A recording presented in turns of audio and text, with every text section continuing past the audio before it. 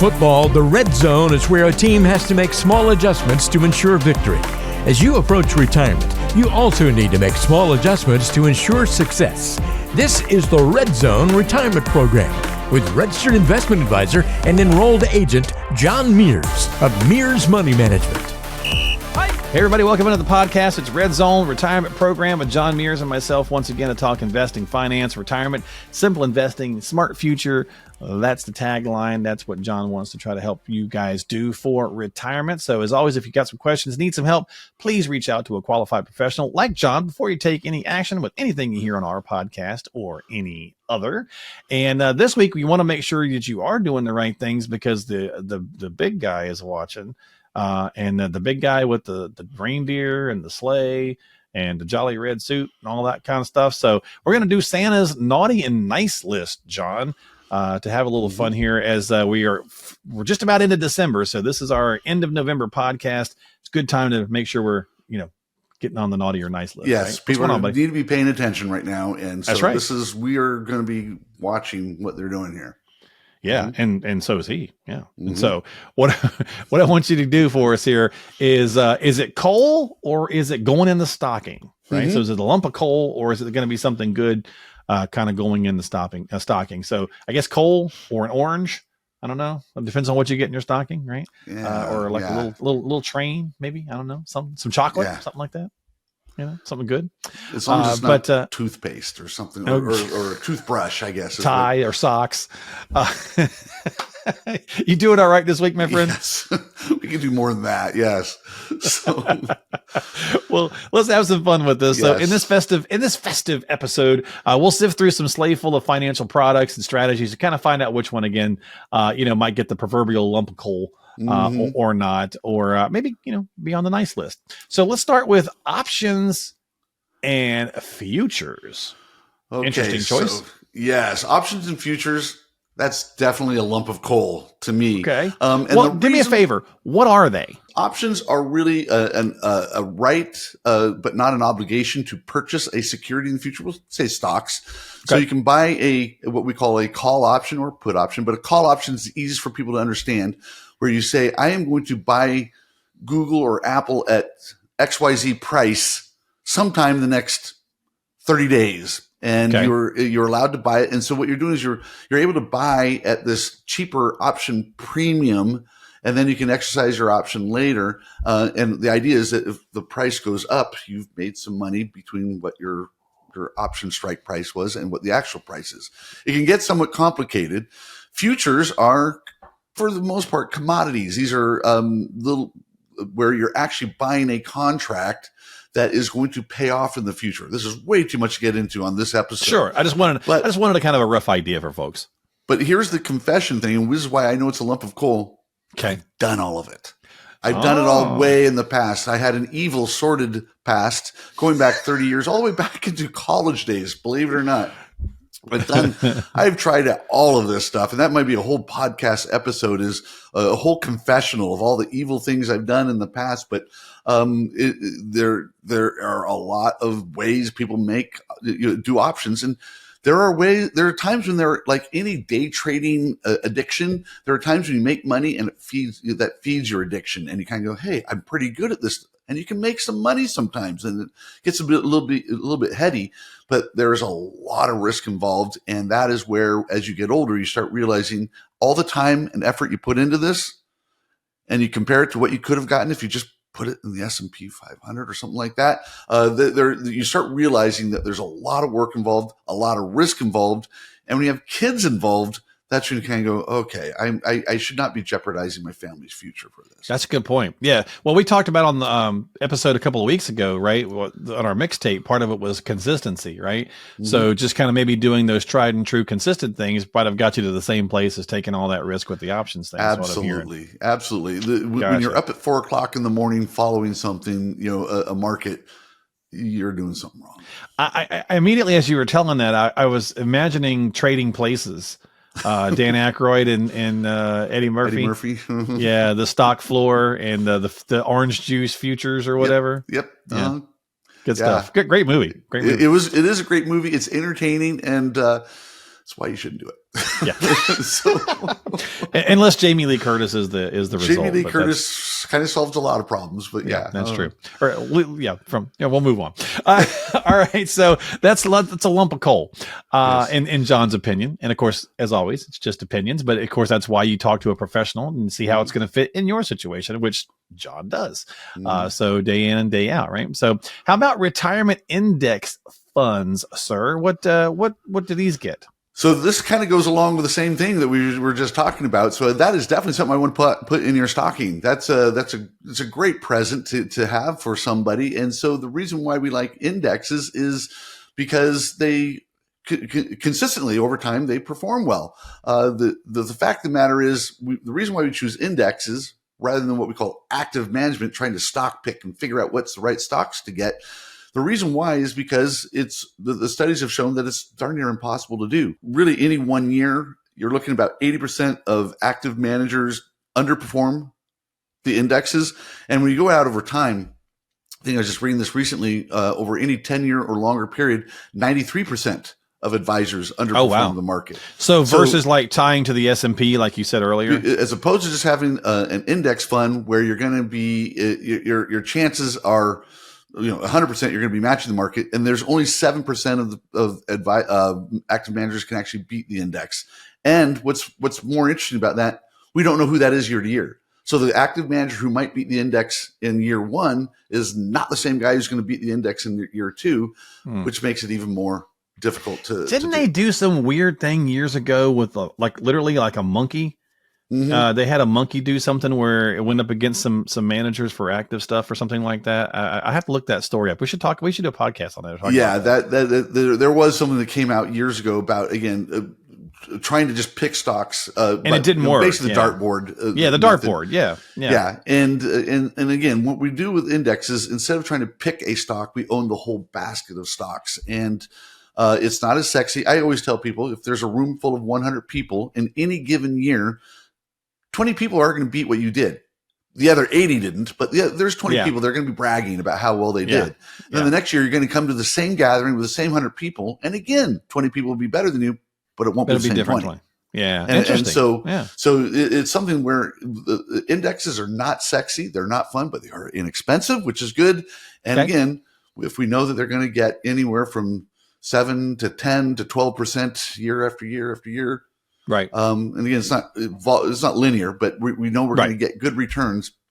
That's really that is a good present to get under your Christmas tree. Consistency again, sounds like. All right. Number 3 on Santa's list here, precious metals. Now in volatile economic times, like we're certainly in, all the debt of the government, stock market's been all over the map in 22, 23 as well. Mm-hmm. You hear the inevitable ton of commercials, gold happens. What's your thoughts? Coal. Not gold, but coal. Diamonds, I guess, are part of coal. But anyway, the gold is probably the number one question I get asked over the course of the year. Now, that doesn't mean everybody's asking it, but sure. When people are questioning things, you go, hey, what do you think about gold? Because you're right. They are well-funded, and there's a lot of commercials with gold on them. If you're watching any of the news channels in the morning, any of the business channels, they're really pitching gold a lot. The fact of the matter is, historically, gold, since we're going back to the 60s, we're looking at 60 years plus, gold has performed around 7.7%, whereas the S&P 500 has performed 10.4%. So gold, the S&P has actually outperformed gold over the long period of time. That doesn't mean, again, in any single one period, that gold won't outperform the S&P. Right. I think for 20 years, I looked not too long ago. I think 20 years, gold it barely moved at all for like 20 years. Like microscopic movement. Yes, and in real dollars. And so what you're also looking at, what I tell people is the irony behind all that is that gold underperforms by about 4.5 to 5%, but it has higher volatility. So those are the opposite things that we're trying to accomplish in our retirement portfolios. We want the best returns possible at the lowest possible volatility, because when something's volatile, people tend to not stick to the plan. So that is why we want to make sure we have less volatility. Well, if you're going to get try and buy gold. And then there's the difference between whether you actually own gold or you actually, have the physical commodity, like actually. Yeah, I was going to say, gold right? coins.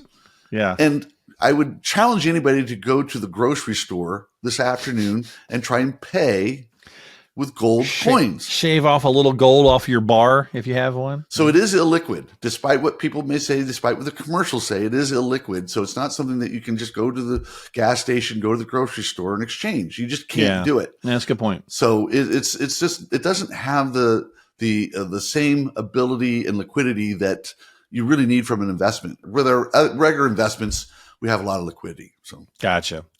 So what I'm hearing in this one, John, is that since it's Santa's list, it might be good for a present for a loved one, but maybe not so much for gold, I should say. That might make for a good present, but maybe not so much for a good financial investment. Yeah, it'd be a fun present, but as far as for an investment choice, probably not. Some better options. Okay. Yeah. All right. Let's go to the next one here. What do we got? Whole life insurance. So is Santa's helper, Mr. Elf? Is that a good thing to find in your stocking?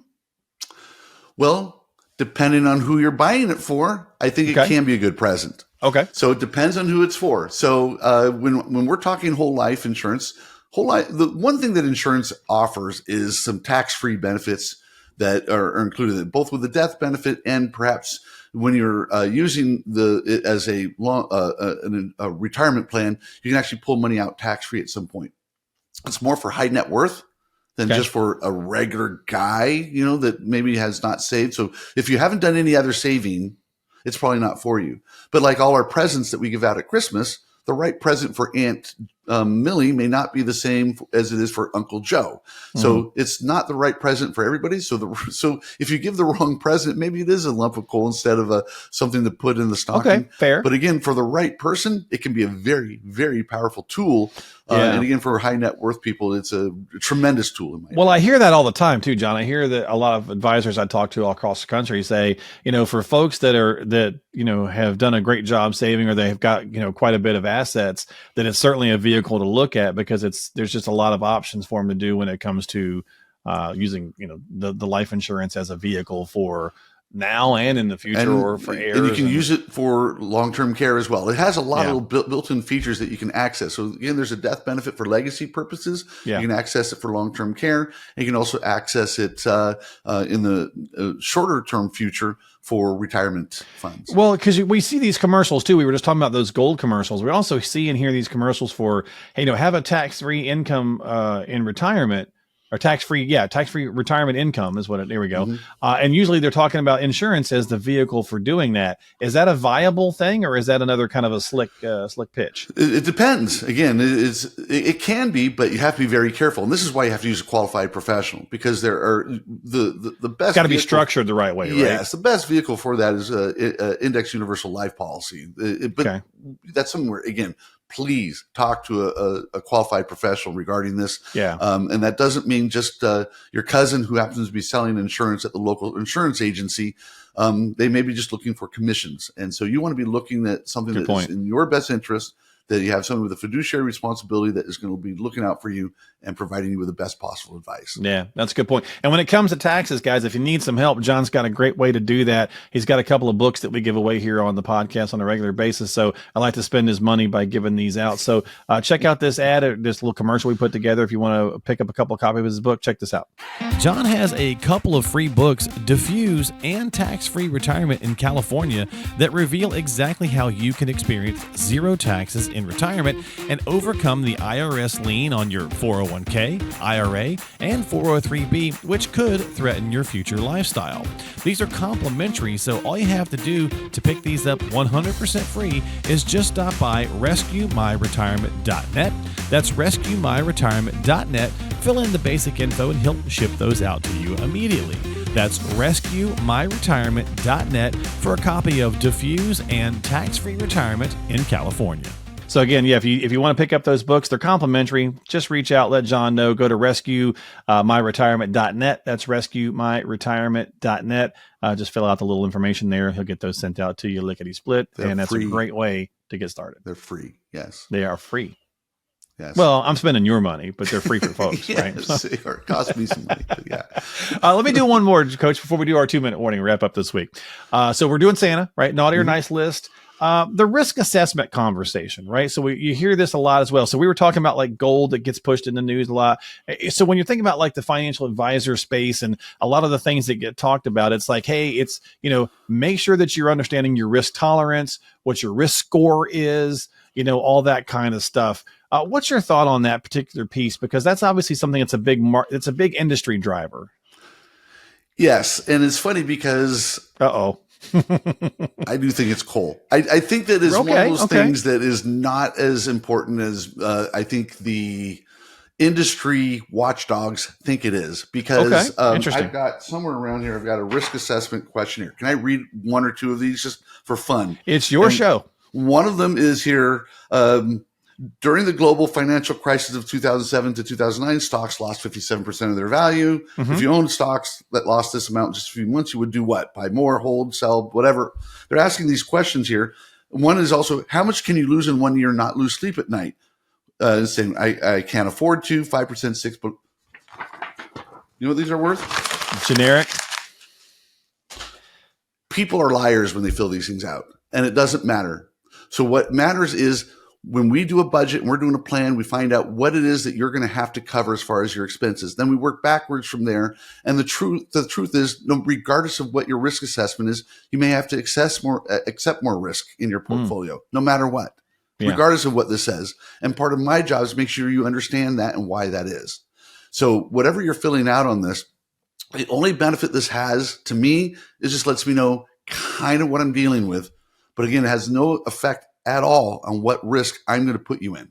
None. Because the math is going to be the math, right? Is that what I'm hearing? Because like, okay, you're in, you want zero risk, because let's be honest, most people are go, hey, I don't want a lot of risk, but I'm behind. I need to make money for retirement. So how do we do that? Yeah. They want certainty. Yeah. I want certainty. Yeah. To get there, but I don't want any risk. Well, you can't have it. Yes. And risk there's a lot of different ways to define risk. And we talk about risk being in the stock market, but let me tell you folks, the most important risk is the risk of running out of money. That's a bigger risk, and one that we have to deal with. So will your portfolio bounce around a little bit? Yes, it can be volatile, but in the long run, it will be up. But we don't want you to run out of money. That's the bigger risk. If you try to be too conservative with your portfolio or too aggressive, it could be either way. So this is why we try and have some balance. And this is why, again, when I am talking to you, I'm not going by the risk profile to figure out exactly where you should be, because your risk profile may be wrong. Coach dropping the bombs here, dropping the knowledge this week on the podcast, as he always does as well. And, hey, Santa might appreciate that honesty when it comes to, dropping out those lumps of coals or whatever he might put in the stocking. So hopefully you guys enjoyed that analogy. And again, that's the importance of working with a professional and finding the right one for you, right? So, I mean, think about how John just kind of approached that. That is something that is kind of the industry norm, that it kind of gets pushed a lot. And sure, that may have some value, right, to a certain degree, but everybody's situation is going to be so different. Just like going to the doctor. Like I had this heart doctor that was a super nice guy. I'm sure he was incredibly intelligent with all the stuff that he knows, being a cardiologist, a heart specialist, but I could not relate to him and he could not relate to me. And his advice did not translate for me. Right. And so I needed someone, Coach, kind of like what you just did here, kind of a little bit more, against the grain, if you will, and kind of in my face a little bit. I needed a different heart doctor to go, dude, this is what you need to be doing or you will die. This is the reality. Right? And that's the reality. And I appreciated that. While he rubbed me a little bit the wrong way, it actually resonated better because I took it more seriously. Again, everybody's got different approaches, right? Some people want that sugar-coated bedside manner. Some people want to give it to me straight. I think there's a couple of industries where it's really important that you find the right person to deliver those messages. Clearly, medical is one, and I think financial is another huge one, right? You've got to have the right communicator. Right. I totally agree with that. Yeah. Fair enough, right? I think it's a fair enough assessment. So there you go. So that's our list for the podcast, but let's do the 2-minute warning as we usually do.